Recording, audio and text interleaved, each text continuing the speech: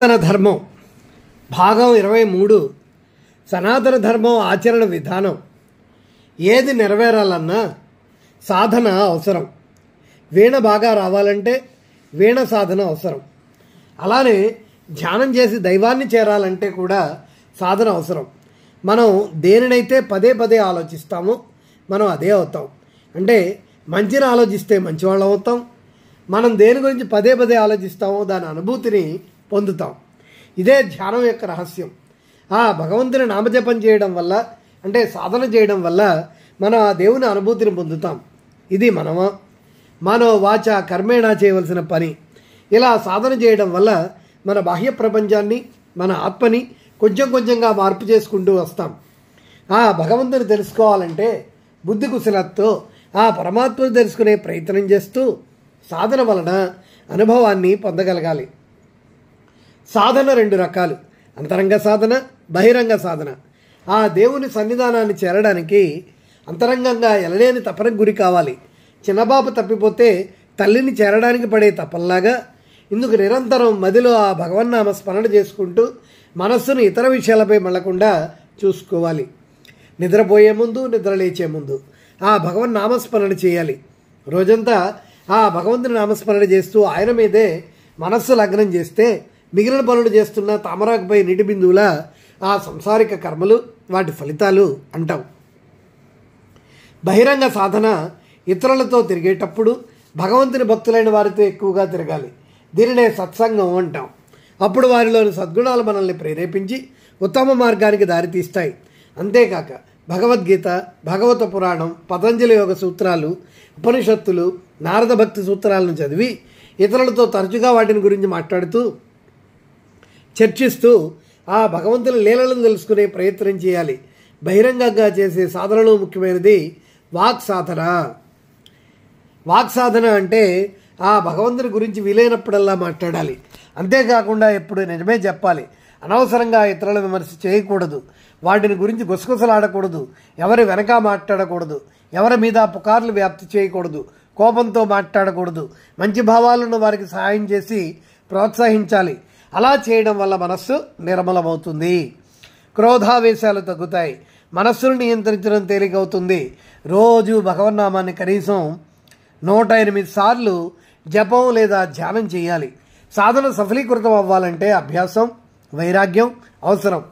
అభ్యాసం మొదట్లో కష్టంగా ఉన్నా చేసిన కొద్దీ సులువవుతుంది. కర్మ ఫలాపేక్ష, కాంక్ష లేకపోవడమే వైరాగ్యం. ఇంద్రియలోలత్వం, ధనాశ లేకపోవడమే వైరాగ్యం. త్వరగా మోక్షం పొందాలనే తపన వదిలిపెట్టడమే వైరాగ్యం. ఆ తపన ఉన్నంతకాలం మనం దాని మీదే మనస్సుని లగ్నపరుస్తాం, దేవుని మీద కాదు. అందుచేత వైరాగ్యం ఎంతో అవసరం. సనాతన ధర్మంలో దైవాన్ని చేరడానికి 3 మార్గాలు ఉన్నాయి. ఒకటి వైష్ణవ మార్గం, రెండవది శైవ మార్గం, మూడవది శక్తి మార్గం. వైష్ణవ మార్గం అనుసరించే వాళ్ళు భగవాన్ విష్ణు లేదా నారాయణుని పూజిస్తారు. శైవ మార్గాన్ని అనుసరించేవారు శివుని పూజిస్తారు. అలాగే శక్తి మార్గాన్ని అనుసరించేవారు దేవీ శక్తిని లేదా దుర్గని పూజిస్తారు. భక్త మీరాబాయి, భక్త ప్రహ్లాద నారాయణుని, రమణ మహర్షి మార్కండేయుడు శివుని, రామకృష్ణ పరమహంస శారదాదేవి దుర్గామాతని సేవించి మోక్షం పొందారని మనందరికీ తెలిసిందే. కొంతమంది ఈ 3 మార్గాలు వేరువేరని భావిస్తారు. నిజానికి 3 ఒక్కటే. సనాతన ధర్మం అందరినీ దృష్టిలో పెట్టుకొని ఈ 3 మార్గాలను చూపింది. కారణం మనుషులందరూ ఒకే రీతిలో ఉండరని ఋషులు గ్రహించారు. కొందరు తమ ఆధ్యాత్మిక చింతనను ప్రకృతిపై దృష్టి మళ్లించి ప్రకృతిపరమైన శక్తిని అంటే దుర్గా, భవానీ, కాళీమాతను ఆరాధించి ఆ పరమాత్మను చేరుకుంటారు. వీరు శక్తి మార్గాన్ని ఎంచుకున్నవారు. మరికొందరు తనలో ఆత్మ, ఆ పరమాత్మ ఈశ్వరుని యొక్క అంశమని తెలుసుకోవడానికి ప్రయత్నిస్తారు. తద్వారా తాను తెలుసుకోవడానికి ప్రయత్నిస్తారు. తన ఆత్మను ఆ ఈశ్వరునికి అర్పిస్తారు. వీరు శైవ మార్గాన్ని పాటిస్తున్నవారు. మరికొందరు నేరుగా పరమాత్మతో లేదా నారాయణుడితో ఐక్యం అవ్వడానికి ప్రయత్నిస్తారు. వీరు వైష్ణవ మార్గాన్ని ఎన్నుకున్నవారు. ఎవరైతే శక్తిని సంపాదించడానికి ప్రయత్నిస్తారో వారు శాక్తికేయులు. ఎవరైతే తాను తెలుసుకోవడంలో నిమగ్నమవుతారో వారు శైవులు. ఎవరైతే ఆ దైవానికి అంతా సమర్పించుకుంటారో వారు వైష్ణవులు. ఈ 3 మార్గాలు ఆ పరమాత్మను తెలుసుకునే ప్రయత్నాలు. దీనినే జ్ఞానయోగం అంటారు. జ్ఞానయోగంలో అతి ముఖ్యమైన అంశం ధ్యానం. ధ్యానం అన్నది ప్రతి మతంలో ఏదో ఒక రూపంలో ఉంది. ఒక్క ధ్యానం వల్లనే తను తాను తెలుసుకునే ప్రయత్నంలో ఈ విశాల ప్రపంచంలో తన స్థానం ఏమిటి అని తెలుసుకున్నప్పుడే నిజమైన శాంతి, సంతోషం కలుగుతుంది అని మతాలు తెలుసుకున్నాయి. సనాతన ధర్మం ఇందుకు నిదర్శనం. ప్రజలు భూమి మీద ఉన్నట్టు నుంచి తమ్ముదాము నేనెవరిని, నేను ఎందుకు పుట్టాను, నా చుట్టూ కనబడుతున్న ఈ ప్రపంచం నిజమేనా అని ప్రశ్నించుకుంటూనే ఉన్నారు. ధ్యానం వల్ల తాను తెలుసుకునే ప్రయత్నంలోనే ఈ ప్రశ్నలకు సమాధానాలు వస్తాయి. ఈ ధ్యానం ఎవరైనా చేయవచ్చు. ఇది ఏ ఋషులకో సన్యాసులకో ఒక్క మతానికో చెందిన వారికో కాదు, ఎవరైనా చేయవచ్చు. ధ్యానం వల్ల అనేక ఇతర లాభాలు కూడా ఉన్నాయి. మనస్సు పరిపరి విధాలా పోకుండా నిశ్చలంగా ఉండడం, సహనం, విచారణలో స్పష్టత, శాంత స్వభావం, ఔదార్యం, మనోనిబ్బరం, రక్తపోటు లేకుండడం, ఆలోచనలో తీక్షణత మొదలైనవి ఎన్నెన్నో. ముఖ్యంగా తన్ని తాను తెలుసుకోవడం. ధ్యానం చేసే పద్ధతి: ఒక ప్రశాంతమైన ప్రదేశంలో దేవుని విగ్రహం పెట్టి సుగంధీ బత్తీలు వెలిగించి వెన్నెముక తిన్నగా నిలువుగా కూర్చొని ధ్యానం చేయాలి. వెన్నెముక తిన్నగా లేకపోతే ధ్యానం చేసేటప్పుడు నిద్రపోయే అవకాశం ఉంది. ఆ ధ్యానంలో 3 భాగాలు: శ్వాసపై ధ్యానం, మంత్రజపం, శ్వాసపై ధ్యానం. నిట్ట నిలువుగా కూర్చొని వీలైతే పద్మాసనం వేసుకుని ఎలాంటి బాధ లేకుండా నొప్పి పెట్టకుండా ఉండేలా కూర్చొని శ్వాసపై ధ్యానం చేయాలి. మనస్సు పరిపరి విధాలా పరిగెత్తకుండా ఉండేలా ఈ ధ్యానం ఉపయోగపడుతుంది. ఈ ధ్యానం చేసే ముందు మనస్సులో వెలుగుతున్న ఆలోచనల్ని, బాధల్ని పక్కన పెట్టాలి. ధ్యానం అయిన తర్వాత వాటి గురించి ఆలోచించవచ్చని సర్ది చెప్పుకొని శాంతిగా ఉండాలని కోరుకొని మనస్సు కుదురపడిన తర్వాత మొదట ముక్కుకుండా గాలిని లోనికి పీల్చుకోవాలి. ప్రశాంతంగా లోనికి వెళ్ళనిచ్చి మొదట ముక్కు రంధ్రాల గుండా, తర్వాత కపాలానికి తగులుతూ ఊపిరితిత్తులు నింపుతున్న భావాన్ని గ్రహించాలి. అది లోనికి వెళ్ళేటప్పుడు దాని చప్పుడు వింటే మీ శ్వాస ధ్వనిని, అది లోనికి వెళ్తున్నప్పుడు కలిగే స్పర్శ మీద మీ మనస్సుని లగ్నం చేయాలి.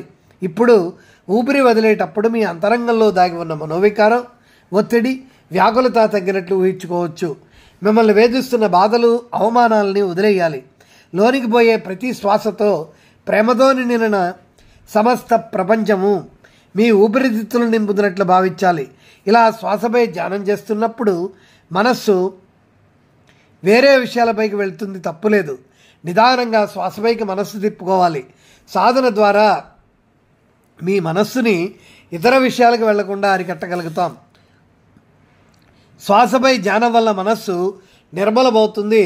ఆ తర్వాత మంత్రధ్యానం చేస్తే మనస్సు ఆ భగవంతుని మీద ఉంచడం కొంచెం తేలికవుతుంది. మంత్రజపం ఎన్నో రకాలుగా ధ్యానం చేయవచ్చు, కానీ మంత్రజపం అనేది అన్నిటికైనా తేలికైనది, ఫలవంతమైనది. అది అతి పురాతనమైన ధ్యాన విధానం. ఇందులో మంత్రాన్ని జపం చేస్తాం. మంత్రం అనే పదం 2 పదాల వల్ల కలయిక వల్ల వచ్చింది. మన్ అంటే మనస్సు, బుద్ధి అని అర్థం. త్ర అంటే విముక్తి కలిగించున్నది. కనుక మంత్రం అంటే మనస్సును విడుదల చేయనుది, మనస్సుకి మోక్షాన్ని కలిగించేది. అంటే మంత్రం మనస్సుకు విముక్తి కలిగించగల ఒక గొప్ప శబ్ద తరంగిణి. ఈ మంత్రాన్ని ఏదో కొన్ని పదాలు కలిపి ఎవరికి నచ్చినట్లు వారు తయారు చేసేది కాదు. అది వేదాల్లో చెప్పబడినదై దైవం పేరు గలదై ఉండాలి. మంత్రాల్లో అన్నిటికైనా ముఖ్య మంత్రం ఓం. ఆ మంత్రం అన్ని పురాణ గ్రంథాల్లో కనిపిస్తుంది. ఓం అనే శబ్దం ఆ భగవంతుని ప్రతిరూపం.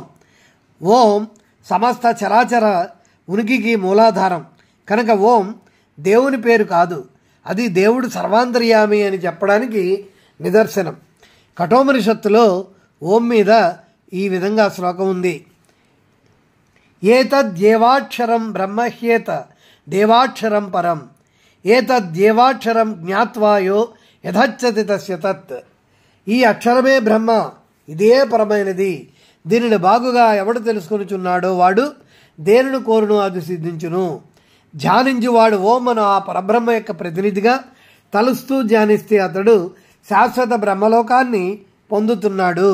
అట్లు కాక ఆ ధ్యానించు విషయం పరమసత్య స్వరూపమైన ఎడల అతని క్రమంగా అంతఃశుద్ధి, ఏకాగ్రత కలుగుతాయి. అతను దీర్ఘ ధ్యానము ద్వారా ఆత్మస్వభావాన్ని భావింపగల ఆయుమహిమశ్రీ అయం అహం అస్మి, ఇదియే నేను, ఆత్మయే నేను అని అంతమంది ఆత్మైక్యమును పొందుచున్నాడు. ధ్యాని ఏది కోరినది సిద్ధిస్తుంది కనుక నిత్య సత్య పరిపూర్ణుడైన ఆత్మపూర్తిగా ఓం అను దానికి గుర్తింపబడుచున్నది. 10 నిమిషాలు శ్వాసపై ధ్యానం చేసిన తర్వాత ఓం నమో నారాయణాయ అని జపం చేయాలి.